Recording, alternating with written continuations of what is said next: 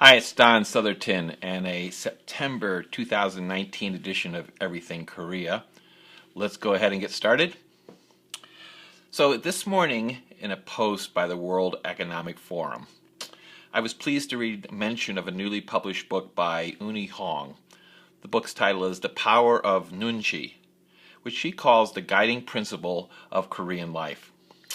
Now, Nunchi is a subtle Korean art in the ability to listen and gauge others' moods. Now, Nunchi literally means eye energy.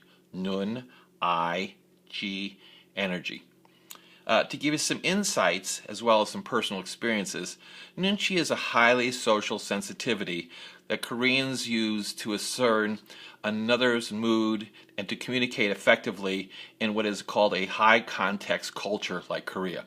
High context cultures are ones where fewer words, and a low context would be more like in the West, like in America or Germany, where words are very powerful and tell the whole story.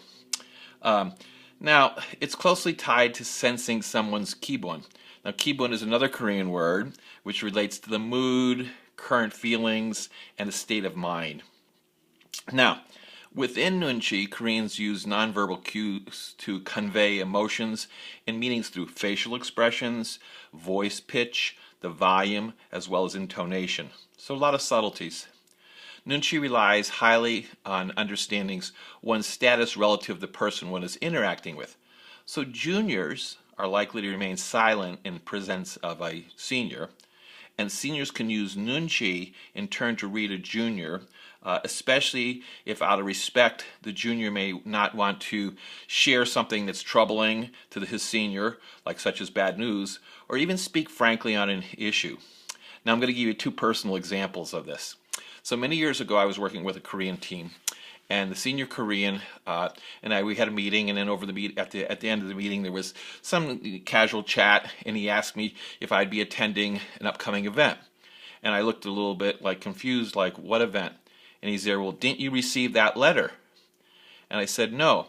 So he stares at my face, and I think he was trying to assert, am I telling the truth? Or was there something I was holding back? But there was that moment of eye contact, and then he said, okay. So he, of course, probably believed me because it was true that I hadn't received that letter. A second example is several years later, I had been bestowed a title within this organization, but I wasn't using it on any of my public records or anything yet. And he said, well, why aren't you doing that? And I didn't say anything because I didn't want to say, I never got official notification. I was verbally told, but I never got official notification.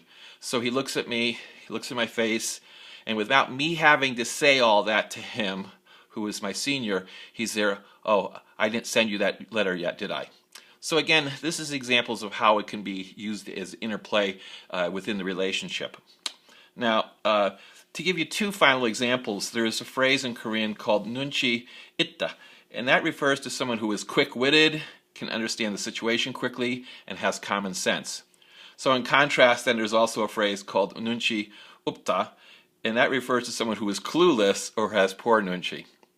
So again, these are the subtleties of Korean culture, Korean workplace, and I'm happy to share more about that in the future, or if you just want to reach out to me. One final thing is that, we have a Patroni account now. I'll be embedding that in this copy. It's a way that you can help support all of our work that we're doing. So until next time, this is Don Southerton. I'm giving you my Nunchi, and we'll see you very soon. Take care. Thank you.